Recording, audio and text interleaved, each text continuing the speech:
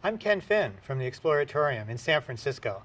And I want to share an activity with you from Exploralab. It's called Loop the Loop with a Hoopster. It's a flying thing that's not really a paper airplane, although it has paper in it.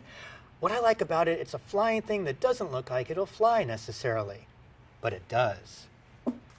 I'll show you how to make one. What you need is a sheet of paper, a drinking straw, some tape, and some scissors. The first thing you want to do is cut the hoops. I cut one out of the short side of the paper here. I make it about as thick as 2 fingers wide. The second hoop is going to be cut out of the long side of the paper. And again, go for about the same width. It's not really critical to cut super straight, but do your best job. You then want to curl these up and tape them. I made some already. They look like this. Once you have your hoops, we're going to tape them onto the straw. I like to put a piece of tape on the end of the straw first. That makes it easier to simply lay it inside the hoop and press it down. After you have one, do the other one on the other side. Let's see how that looks. All right, time to fly it. Not bad. Now it's time to get creative. This binocular version should fly a little further. Let's find out. The key here is to be creative. If you can think it up, try and build it. That was pretty fast. What happens if we make it longer?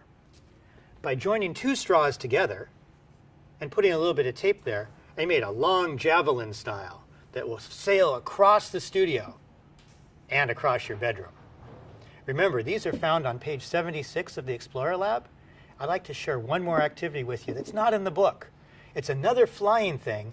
It's made out of a sheet of paper, but we form the hoop by making a diagonal fold on the sheet of paper. I'll show you what I mean. I use the edge of the table to help me crease it.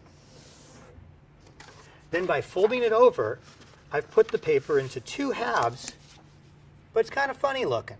That's just how I want it to be. Fold it over, nice and small as you can get away with. And then fold it over a second time. That'll be the front edge of your flying thing. I'm simply passing it between my thumb and finger to curve the paper a little bit. Here's the part I like best. If you carefully fit one side into the other, you can make it into a hoop. If you have a little trouble, don't be afraid to use a piece of tape to help secure it. What I'm doing now is turning it into a nice circle, and I'm going to show you that this actually flies also. I put my fingers into the notch, hold it in my hand like this, and release. Keep exploring.